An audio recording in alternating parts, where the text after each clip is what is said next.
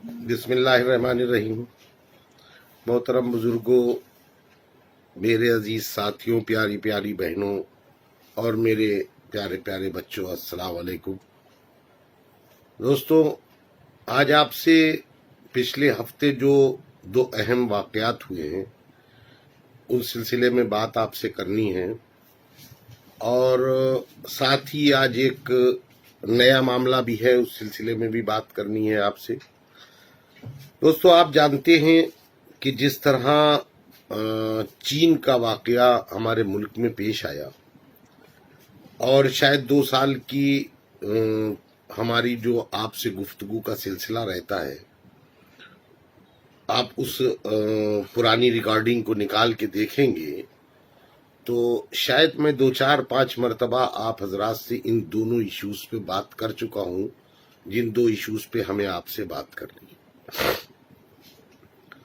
मैंने आप हजरात से इससे पहले भी कहा था, जो आज बड़े पैमाने पर लोग काम कर रहे हैं, लोग बड़े पैमाने पर मुतालबात कर रहे हैं, लेकिन मैंने आपसे 2 सालों में 2-4 मरतबा जरूर कहा है कि आप हजरात ये चीनी सामान का बाइकाट करें।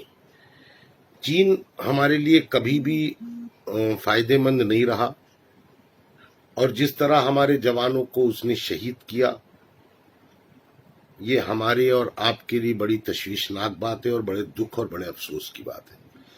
लेकिन जो मैं जिन चीजों को लेके चाइना की मुखालफत करता रहा, आज लोग सड़कों पे निकल के कहीं पे देखिए कि चीन का सामान जलाया जा रहा है, कहीं पे कुछ किया जा रहा है, तो इससे कोई बड़ा फायदा नहीं होने वाला है जब तक हुकूमत के लेवल पर चीन के सामान का बाइकाट, जो यहाँ पर व्यापारी हैं, जो उन लोगों ने बेचारों ने पैसा लगा करके सामान खरीदा है, वो इतना मामला नहीं है जितना बड़ा मामला है कि हम उनका वहां पर से बाइकाट करें। आप बताइए, इलेक्ट्रॉनिक मीडिया, डिजिटल इलेक्ट्रॉनिक बाजार में और डिजिटल बाजार में कितना बड़ा कारोबार है, पूरे हमारे मुल्क में चाइना का कब्जा है। तो इसको हम व्यापारी या हमारे लोग मिलकर के इसको खत्म करें, ये बड़ा मुश्किल काम है जब तक हुकूमत की नीयत दुरुस्त नहीं होगी, हुकूमत इंपोर्ट और एक्सपोर्ट को बंद करे। और ये हमें आपको सबको मालूम है कि हम चाइना से कितने $मिलियन का कारोबार कर रहे हैं और चाइना हमसे कितना कर रहा है। इस लेवल पर जरूरत है चाइना के बाइकआउट करने की, क्योंकि जो हमारा दुश्मन हो हम उससे कारोबार करें या उसके मार्केट को हम, उसके सामान को हम अपनी मार्केटों में बेचें, ये गलत है। तो ऊपरी सतह पर इसका बाइकाट होना चाहिए। दोस्तों, एक दूसरा जो मामला जिस तरह का आप हजरात ने देखा कि न्यूज़ 18 के जो एक बहुत बदतमीज एंकर है अमीश देवगन, उसकी हरकतें अब देखिए कहां तक आ गई कि तुम्हारे हाथ गरेबा तक आ गए बढ़ के, तुम्हारे हाथ गरेबा तक आ गए बढ़ के, कोई बताए ये वार टाल दूं कैसे। आप देखिए उसकी इतनी हैसियत बढ़ गई, और ये काम हमारे दलालों का काम है। वो हमेशा से अपने चैनल पर हिंदू मुसलमान हिंदू मुसलमान हिंदू मुसलमान किया करता है, और उसके बाद हमारे दलाल लोग 2-2, 4-4, 5-5 हजार रुपए के लिए उसी चैनल पर जाके बैठते हैं डिबेट में। और इस मामले में भी अगर आप मेरी पुरानी वीडियो उठा के देखेंगे तो कम से कम 10 बार मैंने इस बात के लिए मुखालफत करी कि किसी तरह वहां पर लोग, हमारे लोग कम से कम ना जाया करें वहां। मगर बगैर वो पैसा इसी बात का लेते हैं कि तुम आओ, 2-4-5 हजार रुपए मिलेंगे, तुम जलील होके यहां से जाओ। न जाने कितनी ऐसी डिबेट हैं। उसने अब उसकी हदें पार कर गई। उसने ہمارے جو بزرگوں کے خلاف خواجہ معین الدین چشتی رحمۃ اللہ علیہ کے خلاف جس طرح کی زبان اور جس طرح کے الفاظوں کا اس نے استعمال کیا ہے، ہم جتنے بھی مسلمان اور خاص کر امن پسند ہمارے ہندو بھائی بھی سب، کیونکہ ان کی درگاہ پر جانے والوں میں ہندو، مسلم، سکھ، عیسائی، سارے مذہب کے لوگ، بلکہ ہندوستان کے باہر کے لوگ بھی ان سے عقیدت اور احترام کرتے ہیں. اور ایسے نالائق آدمی، ایسے ذلیل انسان جو ہمارے بزرگوں کی شان میں گستاخی کرے اور ہم اس کے ٹی وی چینل پر جائیں، ایسے کئی چینل والے ہیں جن کے بائیکاٹ کے لیے میں آپ حضرات سے کئی بار کہہ چکا ہوں. تو میرے بھائیوں، اس کی ضرورت ہمیں آپ کو ہے. ایک معاملہ اور آ رہا ہے، میرے سے روزانہ لوگ فیس بک پر اور فون کر کے لوگ پوچھ رہے ہیں کہ بھائی کیا مسجدوں میں 5 لوگ ہی نماز پڑھیں گے؟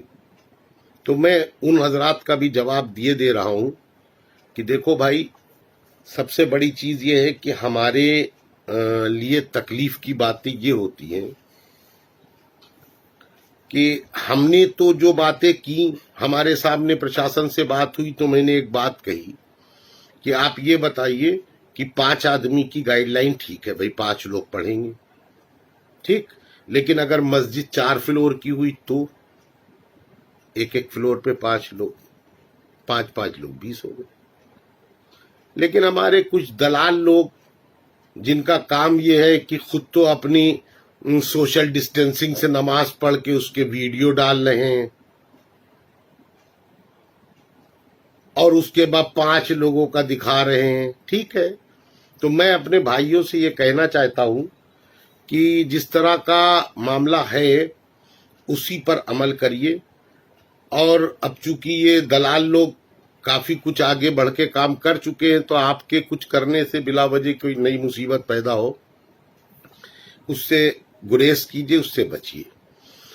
دوستو، ایک میرے پاس اور بھی کچھ لوگوں کے آج کے فون آئے کہ آج کی ڈیٹ کو لے کے کہ فادر ڈے.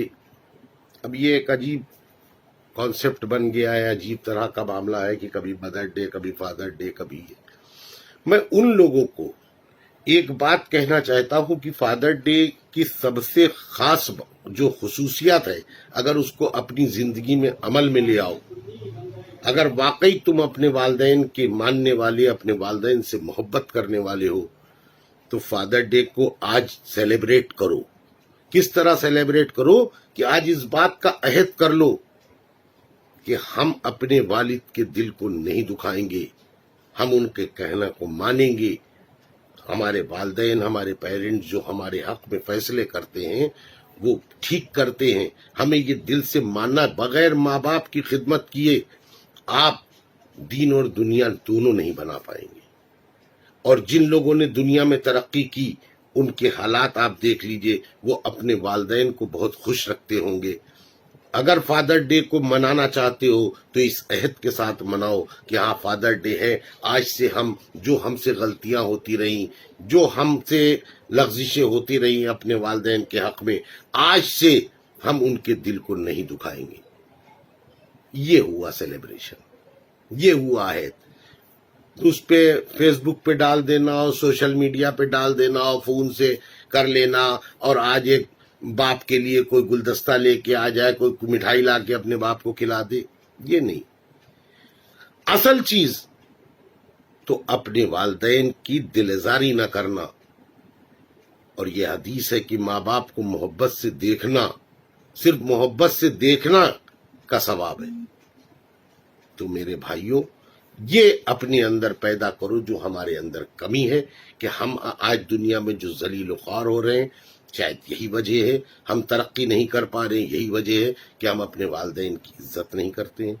میرے بھائیوں، آج سے عہد کر لو کہ ہم اپنے والدین کی ہر حال میں عزت کریں گے، ان کا احترام کریں گے، ان کے کہنے کو مانیں گے. انہی باتوں کے ساتھ میں اپنی بات کو ختم کرتا ہوں. خدا حافظ.